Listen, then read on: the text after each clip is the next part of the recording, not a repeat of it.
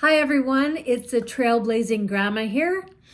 I want to start doing some more videos, live videos, and talk about my hikes, my journey, and a whole lot more. So to get started, my first one here is 5 hiking mistakes I made in my 50s and what I did to fix it. So a little bit to get started is I started hiking. Oh, geez, I think it's almost been about 10 years now. My hubby and I decided to pre-retire, kind of find something to do, keep active, and we always loved going to the mountains, and we were getting tired of going to all the touristy places. And we realized, holy, there's a lot of hikes out there. So we started hiking, and we're about, geez, almost 300 hikes in now. We hike in the winter, we go to frozen waterfalls. Summer, we do waterfall hike searching. We do so much, and we love it. So anyway, to the 5 hiking mistakes I made. Number 1, our first hikes we did was crazy. We were in pretty good shape, and we chose to do Heling Peak, and we did Galatea, I'm not sure how to say it. And I think we did Hart Creek that weekend too. So we did 3 long hikes, and I don't know, we managed, but I think the biggest mistake was we picked hikes beyond our limits. I was really exhausted and they were too much. And even though I was tired and everything, it actually got me more addicted. So that was one good thing. So it once you start hiking and doing some amazing hikes, you really do get addicted. But I definitely recommend starting slow. Pick like maybe a 3 to 5 kilometer hike and just do that for now. And then work your way up. So that was number 1. Number 2 is check the weather reports. Avalanche things in the winter, reports in the winter, so on. I think that day we picked Galatea, it was, well, that weekend, it was calling for kind of on and off showers, but we weren't prepared then that the weather can change in the mountains like crazy. Like what you see along the highway is one thing, but when you start getting elevation, weather can change like that in an instant. And we found that out on our first hike, and I think that made us smarter hikers in the long run, because we got everything, we figured everything out the first day. So anyway, so it was funny. That Galatea hike was, started off a little bit of rain.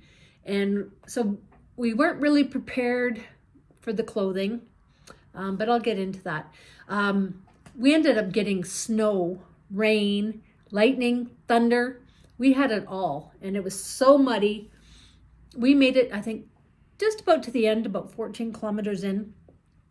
There's kind of like a nice long trail that goes in and out of the trees along a creek. Then you get to a Lillian Lake. A lot of people stay there. We went a little higher. We went to another lake with a summit. And then up again, we had to walk over some boulders and then get to another lake. And then to go to the top lake, you had to kind of go around, and we never did make it. We could see the top lake, but we didn't actually get to it. So I think it was like 14 kilometers. But it was beautiful. And but I do recommend doing a weather check and make sure that you're prepared for the weather. And that gets to my third point, is clothing.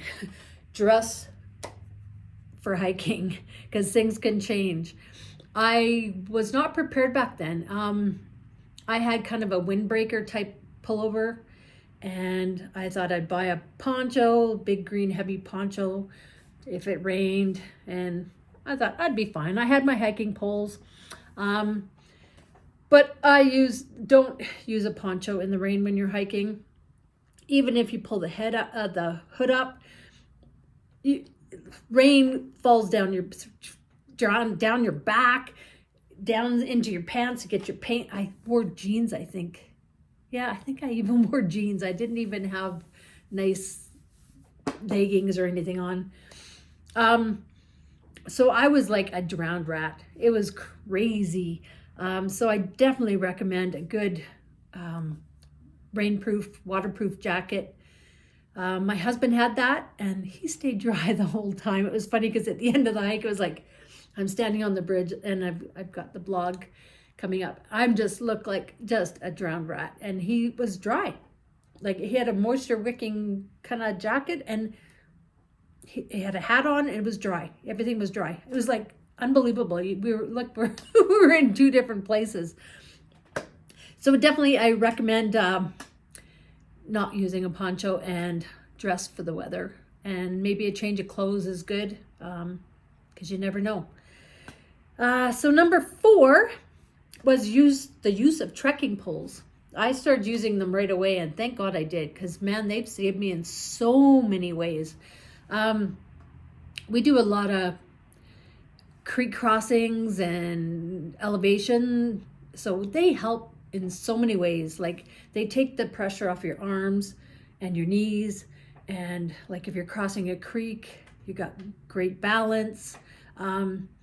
So whether you're over 50 or not, I recommend trekking poles for anybody.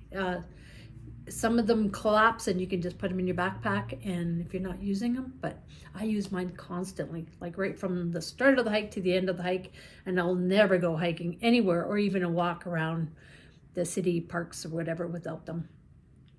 So that was number 4.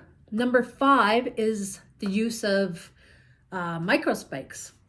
I think that hike we did, Calatea, we ended up going to Canadian Tire and we bought those black slip-on ones that have a little bit of traction on the bottom of them. And we thought, oh, that'll be fine.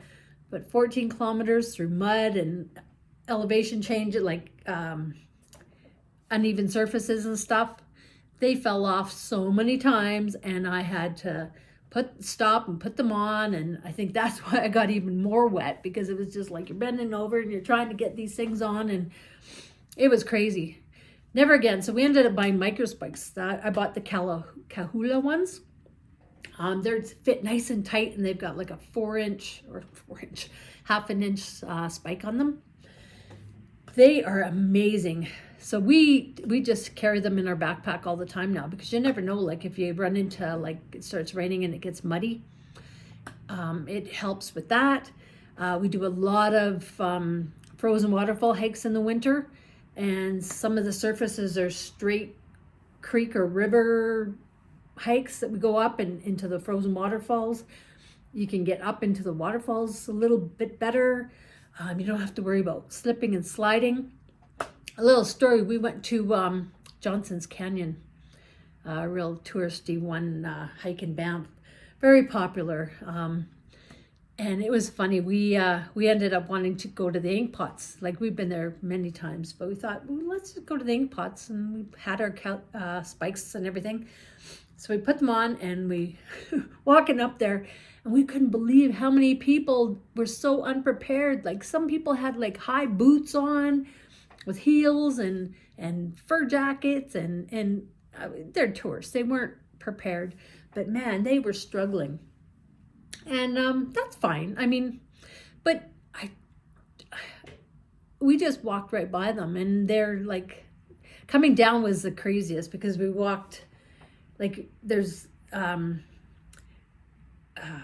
railings and whatever, and everybody's like grabbing the railings, and they're trying to pull themselves up, and they're sliding and falling, and we just kind of pretty much ran down, and you couldn't help everybody. I mean, it would have been nice to stop and help some people, but it was like, you got to be prepared, people. Like, you know, just because it's a tourist place and whatever, it doesn't mean it's easy. And that's another thing with bear spray. Like, there's been bears right on that trail. So that's another kind of little tip, is to always bring bear spray with you, no matter where you go. We have not come across a bear in our, like on our hikes, like, but we've seen them like right in the parking lots, or when we've stopped to have a picnic or something in a picnic area. I see them more around where people are than way up in the bush. So always carry bear spray. So that was just a little extra pointer there. But so yeah, so we do like Grotto Creek, which is really nice to a frozen waterfall, and you're walking on a creek bed, and Cold Creek Falls is another one. Definitely need your micro spikes. So anyway, that is my 5 biggest mistakes that I had to change, and it made a big difference. So please be prepared. Okay, so my 5 hiking mistakes were, number 1, picking a hike that is within your limits. 2, do a weather check. 3, dress appropriately for the weather and a change of clothes. 4, trekking poles are a must, and in the winter especially, or rainy days, using micro spikes. I will put a link in the description of my blogs about certain areas like best hiking poles, micro spikes, my blogs about the hikes I've done. And you can also go through some of my videos. I've got some great hike ideas. And I'll continue to do this, and I hope you appreciate it, and we'll see you soon. So if you found this video of any value, I would so appreciate it if you subscribed, liked, or shared, and I will try and bring you as much great content as I can. Happy hiking!